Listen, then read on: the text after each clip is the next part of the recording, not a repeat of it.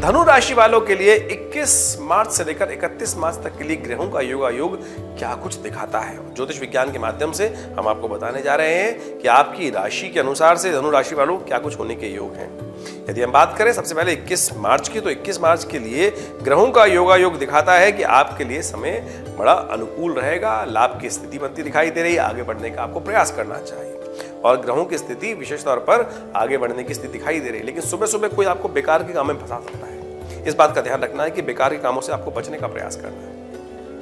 कोई कह सकता है कि भाई ये काम मेरे लिए कर दो, ऐसा कर दो, वैसा कर दो, तो अपने सीमा से देखते हुए आपको काम करने का प्रयास करना चाहिए। उस दिन अमावस्या भी है।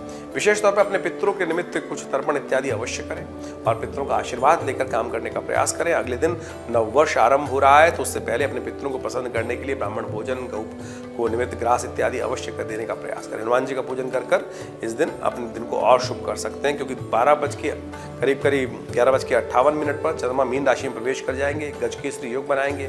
चतुर्थ भाव में गजकेसरी योग सुख का पदार्पण करने का आपके लिए बड़ा सुंदर समय लेकर आ रहा है। नववर्ष के समय सुंदर वेला में बड़ा सुंदर योग बना हुआ है आपके लिए। 22 तारीख को जब नवरात्र आरंभ होंगे, नववर्ष आरंभ होंगे, भगवती का पदार्पण नौका पर बैठकर होगा। पिंगल नाम का योग नवरात्र के जो खासतौर पर नववर्ष होगा वो आरंभ होगा। समस्त कष्टों को दूर करने वाला योग बनेगा। ये वर्ष आपके लिए बड़ा शुभ रह सकता है। ग्रह की गणना साफ साफ दिखा रही है कि बड़े शुभ मुहूर्त में शुभ ग्रहों के योगायोग के साथ साथ सुख के पदार्पण के साथ साथ ये ग्रह जो दिखा रहे हैं आपके जीवन में कल्याण के योग बनाने वाले हैं। तो इस प्रकार से आपके लिए जो दिन का समय है 22 तारीख का बड़ा शुभ है। तो कोशिश करें सुंदर समय में कलश स्थापना करें, भगवती का विशेष तौर पर स्तवन करें, क्योंकि आप शुभ समय में कहा सुख में सुमिरन जो करें तो दुख काहे को होए। तो इस बात को करें ना, जब सुख का समय चल रहा है तो ऐसे में सुमिरन अवश्य कर लीजिए। सुंदर योग है नवरात्र का, बड़े भाग्य से आते हैं नवरात्र, और इस शुभ मुहूर्त में कोशिश करें बड़े सुंदर तरीके से आप लाभ लेने का प्रयास कीजिए। ग्रह अच्छे हैं, आपके अनुकूल काम होगा और आपके अनुसार से आगे बढ़ने के योग बन सकते हैं। केवल बुद्धि में कुछ जड़ता ना हो, इस बात का ध्यान रखिएगा।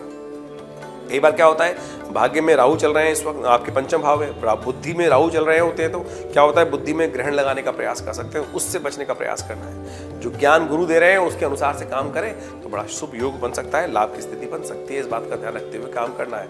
बुध भी इस वक्त अस्त है, तो उसको भी ध्यान रखना है आपको। गौ पूजन अवश्य करें, क्योंकि व्यावसायिक दृष्टिकोण से बुध जो है बड़े शुभ ग्रह माने जाते हैं, लेकिन वो जब सूर्य के साथ हैं तो अस्त चल रहे हैं, तो ऐसे में बुद्धि कहीं भी नेगेटिव तरफ भी चल सकती है, तो उसको ध्यान रखना है। सब समय बड़ा अच्छा है, गजकेसरी योग विद्यमान है, लेकिन बुद्धि यदि गलत तरफ चल गई तो फिर क्या करेंगे। तो इसलिए कोशिश करें नवरात्र में मां भगवती को प्रसन्न करें। या देवी सर्वभूतेषु बुद्धि रूपेण संस्थिता नमस्तस्यै नमस्तस्यै नमस्तस्यै नमो नमः, इस मंत्र का जप करते हुए भगवती का पदार्पण अपने घर में कराएं, स्थापना करें और कल्याणकारी योग बनेंगे आपके लिए।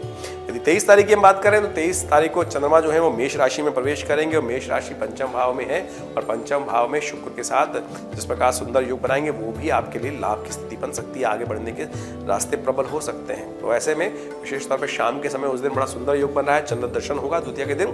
चंद्र दर्शन करके अपने माता पिता का आशीर्वाद लें, आने वाले बहुत सारे कष्टों को आप दूर कर सकते हैं। शास्त्र में कहा जाता है कि विशेष तौर पर जब द्वितीया का चांद दर्शन होता है तो उस दिन विशेष तौर पर शाम के समय गौ पूजन भी करना चाहिए। गाय के श्रृंग को दूध से धोकर और गाय को विशेष तौर पे कुछ गुड़ इत्यादि खिला देना चाहिए। कहा जाता है उस दिन अपनी माताजी का, पिताजी का, गुरुजन का आशीर्वाद भी लेना चाहिए। चंद्र दर्शन करने के उपरांत चंद्रमा को अर्घ देना चाहिए। उससे कई प्रकार के कष्ट पूरे महीने तक के गायब हो जाते हैं।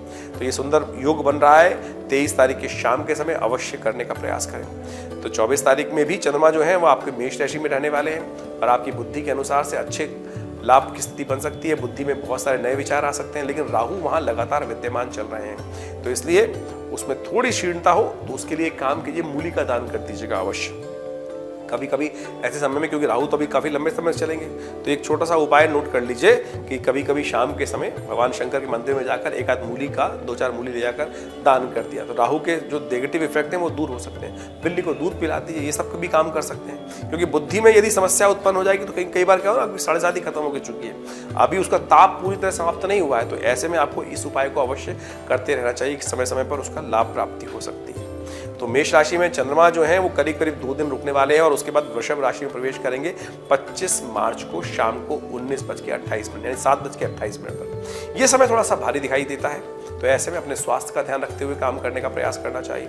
विशेष तौर पर मौसम बदल रहा है तो नज़ले इत्यादि के रोग ना परेशान करें, उससे बचते हुए काम करें। शत्रुओं से थोड़ा चाल पहचानते हुए काम करने का प्रयास करें। लोग आपसे मन में ईर्ष्या कर सकते हैं, आपकी थोड़ी सी जो नेगेटिव पब्लिसिटी करने के योग बना सकते हैं। अपने शत्रुओं से विशेष तौर पर परेशान आप हो सकते हैं। ऐसे में महासप्तमी का दिवस है, उस दिन विशेष तौर पर माँ भगवती के निमित्त आप पूजन भी करें तो उनके जीवन में कल्याण के योग बन सकते हैं। और आपको एक बात का ध्यान रखें, 25 तारीख को विशेष तौर पर जो है कुष्मांड चतुर्थी है और उस दिन चतुर्थी के दिन विशेष तौर पर कुष्मांडा जी का पूजन किया जाता है। तो स्वास्थ्य के प्रति जो कष्ट होने के योग हैं, कुष्मांड का दान करें, सीताफल का दान कीजिए, वो बड़ा शुभ योग है। आपके कष्टों को, पेट संबंधी रोग, अनेक प्रकार के रोगों को ठीक करने के लिए, पित्त संबंधी रोगों को ठीक करने के लिए कुष्मांड का बलि देने से, कुष्मांड का दान करने से, यानी सीताफल का, हरे सीताफल का दान करने से बहुत सारे कष्ट दूर हो सकते। कच्चे सीताफल का दान करने का शास्त्र में नियम बताया गया है उस दिन, और आपकी राशि के अनुसार से ये करना बड़ा शुभ रहेगा। गौशाला में जाकर 2-3 कुष्मांड वहां गाय को खिला दीजिए, देखिए बहुत शुभ होगा। ग्रहों का योगायोग 2 दिन तक वृषभ राशि में चंद्रमा थोड़े से क्षीण है, लेकिन उसके बाद 28 तारीख को चंद्रमा मिथुन राशि में प्रवेश करेंगे। वो आपके लिए नई उम्मीद जगाने वाले होंगे और आपके लिए व्यवसायिक दृष्टिकोण से, कामकाज के दृष्टिकोण से बड़े शुभ की स्थिति बनाते दिखाई दे रहे हैं। तो उसका सदुपयोग आपको अवश्य करने का प्रयास करना चाहिए। समय आपके लिए अनुकूल रहेगा। उस दिन भगवती कालरात्रि का पूजन किया जाता है और खासतौर पर देखिए, जब आगे बढ़ते हैं तो बहुत सारे लोग मन में ईर्ष्या भी उत्पन्न कर लेते हैं। उन ईर्ष्याओं को भी ध्यान रखना जरूरी है, नहीं तो क्या होता है कि हम आगे बढ़ रहे हैं, नीचे से कोई हमारी विशेष तौर पे मट्टी हटाए चला जा रहा है और उससे हम आगे बढ़ने के बजाय पीछे हट जाते हैं। तो उस दिन भगवती महासप्तमी के दिन भगवती कालरात्रि का पूजन करने का शास्त्र में नियम बताया गया है और उनका विशेष तौर पे शहद के द्वारा उनका अभिषेक किया जाता है और विशेष तौर पे काली मिर्च के द्वारा उनके मंत्रों से आहुति दी जाती है। इससे कहा जाता है कि शत्रुओं की शत्रुता समाप्त हो जाती है। ये सुंदर उपाय अवश्य करने का प्रयास करना चाहिए। हमने आश्रम पर सहस्त्रचंडी महायज्ञ का सुंदर आयोजन किया है इस बार नवरात्र में। आप भी उस कार्यक्रम में भाग ले सकते हैं और उसकी पूरी डिटेल जानने के लिए नंबर नीचे स्क्रीन पे चल रहे हैं, उसमें आप जानकर फोन कर अपने पूरे आरक्षण स्थान करने के लिए भी व्यवस्थाएं जान सकते हैं। तो ग्रहों का योगायोग इस प्रकार से है। देखिए, आपके जीवन में कल्याण के योग बनते दिखाई दे रहे हैं। और 30 तारीख को देखिए सुंदर नवरात्र का अंतिम दिन है, महानवमी है। महानवमी के साथ साथ रामनवमी भी पड़ रही है, तो उस दिन विशेष तौर पर भगवान राम का विशेष तौर पर पूजन करने का नियम रहता है। आपके ग्रहों के दृष्टिकोण से चंद्रमा कर्क राशि में चले जाएंगे और चंद्रमा कर्क राशि में आपकी राशि के अनुसार से थोड़े क्षीण रहेंगे, बंधन के योग देते हैं। यदि किसी एग्रीमेंट में जा रहे हैं तो बहुत सोच समझ के साइन कीजिएगा। मैं कहूंगा वो एग्रीमेंट करने के लिए, कुछ नया कार्य आरंभ करने के लिए दिन शुभ नहीं दिखाई देता। वैसे तो कई बार रामनवमी का साया जो होता है, राम जी का अंशुल साया कहा जाता है। बहुत सारे लोगों के पदार्थ करने आरंभ करने के लिए कई बार पंचांग के अनुसार से वो लोग कहते हैं कुछ दिन भी नया कार्य शुरू कर सकते हैं, लेकिन ग्रहों के दृष्टिकोण से आपकी राशि के अनुसार से ये समय आपके लिए पूरी तरह से शुभ नहीं है। इसलिए बचते हुए काम करने का प्रयास कीजिएगा, वो आपके लिए अच्छा रहेगा। 31 तारीख को बृहस्पति अस्त हो रहे हैं और ऐसे में बृहस्पति का अस्त होना आपकी राशि के अनुसार से कई प्रकार के कष्टों को उदय कर सकता है, क्योंकि बृहस्पति आपके लिए बड़ी शुभ स्थिति में बैठे हुए थे, आपके सम्मान की रक्षा कर रहे थे, आपके सुख का पदार्पण करा रहे थे। और इन सब चीजों में बृहस्पति जब सूर्य के साथ आ गए तो वो अस्त कर देंगे, उसके कारण से कुछ कष्ट उत्पन्न हो सकता है।